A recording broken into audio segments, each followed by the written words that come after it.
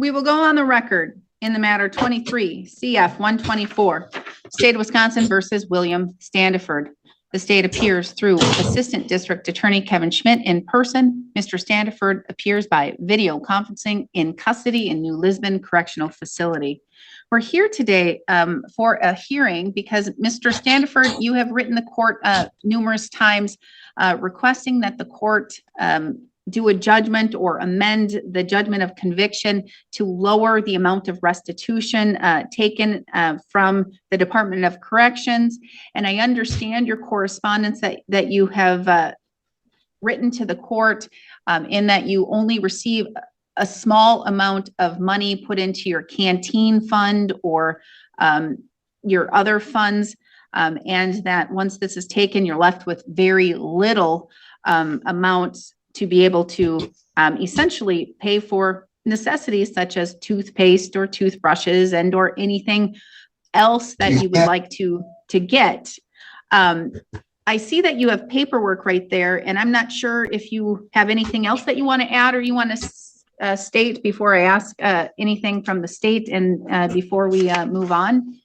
It was just paperwork that's showing what they're taking from me and what amounts that they're taking. That's what I was gonna address the court and show the court. Okay, you can go ahead and provide me with your information. Well, I just wanted to show that I'm a special needs worker. That's what I do for a job here. And I get $15 every 2 weeks. And by the time they take everything for restitution, they're taking 50% right away for restitution. So that's down to $7 automatically. And then from there, then they take victim witness surcharge, 25%, crime lab, DNA surcharge, another 50%. They just keep going down the list. And court costs, the next big thing I have after my restitution is court costs, which is $2,596. I'm just asking the court, when I'm released, if I can pay these things upon release, where I'm able to make some money anyway. I mean, $15 to pay for personal hygiene stuff every 2 weeks is all I get. I mean, and after they take everything out, I'm left with maybe like $2, $4 a month to live on. My family sent me money a couple times, $300 on 2 separate occasions, and out of the $300, I got like $100, $115 is all I got out of the $300 sent to me on 2 separate occasions. So I'm just asking the court not to make it so I don't have to ever pay it, but wait till I'm able to pay it anyway, if that's possibly around. And before I ask anything from Mr. Schmidt, you shouldn't be paying, or at least it's my understanding that you shouldn't be paying the court costs or DNA surcharges or anything right now until restitution is paid. Right. Well, if you drop my restitution, that they're going to go right into the next one. Is what I'm trying to say. You're right on that they're not doing that until after my restitution is paid, but that's what they will be going into. So I mean, if you just stop my restitution, that's not going to really help, because then they'll start taking the court costs, and then and what they'll just go down the list, and each one of those is like 50%, for court costs, 25%, and then they just keep going down the list, and so just stopping just the court. I'm asking you to stop the restitution and any of the fines or fees maybe until I get out. So right, but they should not be taking fines or fees or anything, or the DNA surcharges or any surcharges right now. No, they're not. No, they're not, Your Honor. But they're just taking just to the restitution, and then I have child support that I got a hold of Minnesota, and they dropped that down to $10 a month. But yeah, you're right. They're just taking it just the restitution, but that's 50% of anything I have sent in. And if you stop that right now, then they're just going to go on to the next one. Yes. So I mean, yes. And I understand where you're coming from, and I can't do what you're asking me to do, and here's why. I'm going to have Mr. Schmidt, he's going to read to you, most likely, as he has his computer, the statute that prohibits me from doing what you're asking me to do. Yeah, the statute you're probably referring to is 97320 sub 11 sub C.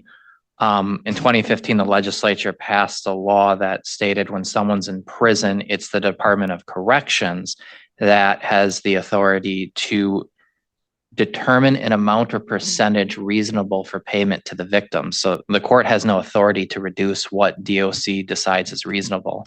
If Mr. Standiford would want to contest that, he'd have to do something with DOC.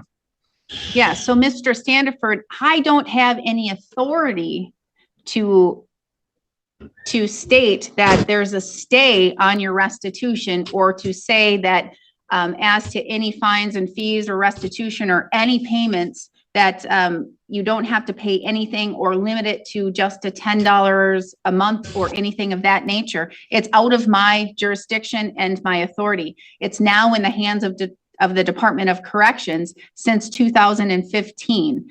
Because that's what the legislature did in that legislation and that statute. So your plea is really to the Department of Corrections. It doesn't make much sense, except you're the one who sentenced me to the 8 years, Your Honor.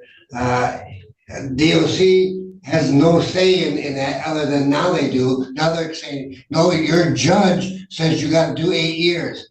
Okay, well, why can't my judge, who gave me told me to pay the rent, I paid $5,000 to the courts when I before sentencing, and it's like, I don't know. Mr. Standiford,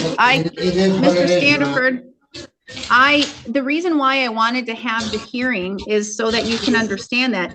And I understand your plea. I truly do. And I understand your argument. I have those same feelings. Why doesn't the court have more authority over certain things such as that? And there are other things that I wish that the court had more authority over, in which the Department of Corrections then takes the authority after a sentencing. Okay. I understand your frustration. I have similar frustrations, but for different reasons, because I understand where you're coming from, Mr. Standiford, because I don't think that you should have to go without having personal hygiene. I can't live on $2 a month. I can't, and it's not my family's responsibility to pay my restitution. I completely understand that. And I'm going to tell you, and I'll state on the record, that you were the one that did pay the $5,000 towards the amount of restitution that was ordered. And it was a high amount. I don't have the total amount off the top of my head, 17,000, or it was $22,700 and some odd cents was the whole lump sum of that restitution that you share as joint and severally liable with co-defendant Jamie Blackerby. And I understand that you said that you may not have known Miss Blackerby, or you may not have been specifically in cohorts with Miss Blackerby, but together this crime was committed together with Miss Blackerby. So it's a joint and several restitution owed by both of you. Honestly, you were the one who is getting hosed in this matter, if I can use the word hosed, because Miss Blackerby has not paid anything towards the restitution, and you paid $5,000, and now you are not able to survive or have certain things in prison. And I understand that you make a very small wage in prison. $15 every 2 weeks is not a lot of money. Yeah.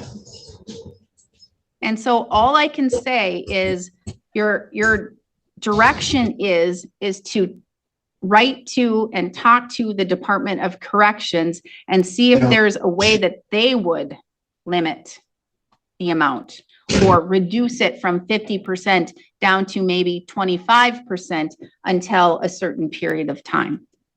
Well, how about modify my sentence to concurrent rather than consecutive? Well, I can't do that, and you're not in front of this court for that issue. No, I'm not. So that's the only reason I had this hearing was so that I can let you know that it's out of my hands. But I do understand where you're coming from, and I do understand your frustration.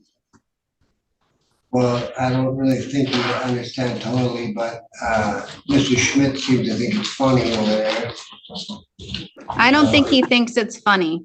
This is not, it really isn't funny. I believe that you work very hard at your special needs job. I truly do.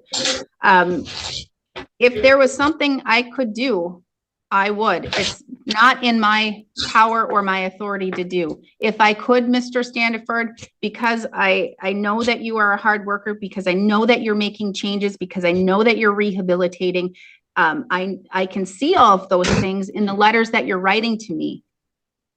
I know that you're working hard at your job and you're not making a lot of income doing so, and that you do need certain things while you're in prison. I understand that. And that's why I wanted to tell you, if I could do something, I would do something, but it's out of my hands. Yes, ma'am. So your step is to write to or talk to the Department of Corrections. That's the first step, and that's where you need to go. That's a bigger bureaucracy and a lot more bullshit than I'll ever be. I can't even get through to the courts that sentence me, let alone to that bureaucracy of the deal. Oh, you got through to the courts. You got through to the courts, but half of you, like you're right, but there's no way the DOC is going to do a damn thing for one man. Wisconsin's got thousands of people in prison. Mr. Standiford, one little voice, William Standiford, complaining about bullshit. They're not going to do a damn thing. Mr. Standiford, now I have to say you have to watch your language. You are in court, but yes. they may, Mr. Standiford, you don't know. A lot happens with one voice and one request. And it's worth a try to write to the Department of Corrections. It's worth a shot to write to who is your agent. It's worth a shot. And or it's worth a shot to write to your agent and see if there's somebody above that agent who they can direct you to write to that person. And you have the time. Yeah. And you have the will and you have the drive. I'm losing. It's worth a shot.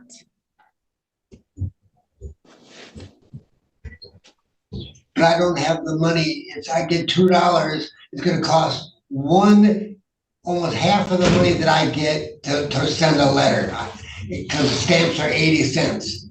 Hello, that's nearly half of the money that I get a month, or every 2 weeks, to send one letter that's going to be laughed at. They're going to, it'll take them 2 months to get me back a reply saying, sorry, the legislator says in blah, blah, blah, blah, blah, that you guys aren't worth it.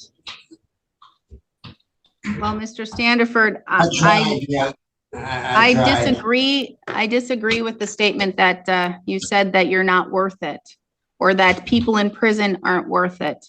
I know that you may feel that, or you may feel that that's what some people feel, but I'm sorry that you feel that way. And I'm sorry that it takes a lot of money to send a letter. And now I don't feel so great that you sent so many letters to the court and there's nothing that I can do. Right. I'll deal with it like I have this almost 16 years that I have sentenced to. All right, Mr. Standiford, I do have to move on. I have a 2 o'clock. All right, thank you, Ms. Moore. Thank you. We are adjourned.